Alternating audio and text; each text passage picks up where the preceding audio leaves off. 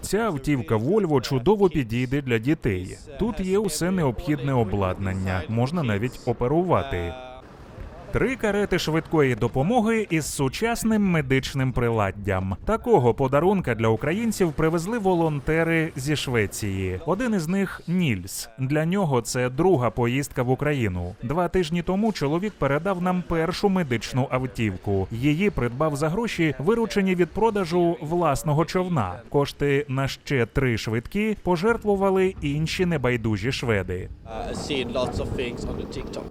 Я бачив відео у Тіктоці, прямі трансляції. Я сказав собі, я справді мушу щось зробити. Україна потребує допомоги. Багато людей постраждали від бомбардувань. Ми мусимо їх рятувати.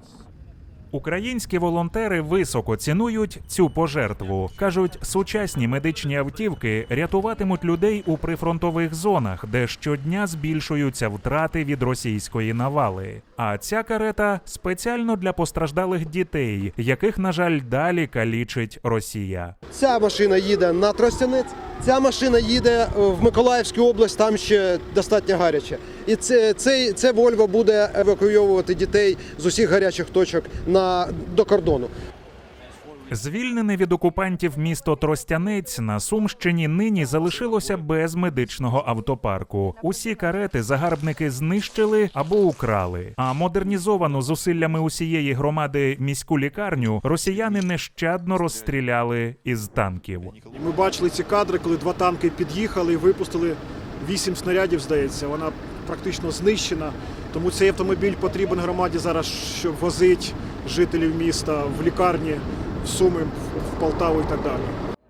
Фотофакти російських звірств у Тростянці та інших українських містах змушують політиків в Європі переглянути власну безпекову стратегію. Про це нам розповів депутат парламенту Швеції, що нині сам став волонтером і був за кермом однієї із переданих карет швидкої.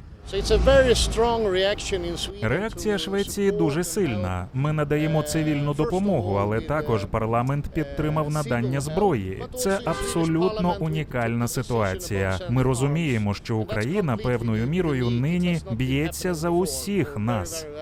Коли ми їдемо, ми конвоєм їхали, і зараз, і 2 тижні назад, і так багато інших конвоїв таких зустрічали по дорозі, швидкі із Німеччини, з Італії, з Іспанії. І це дуже підтримує, дає таке підбадьорення, що Україна не одна. Це розуміння нині поєднує як політиків, так і простих громадян у цивілізованих країнах. Кожен робить свій внесок у нашу спільну перемогу.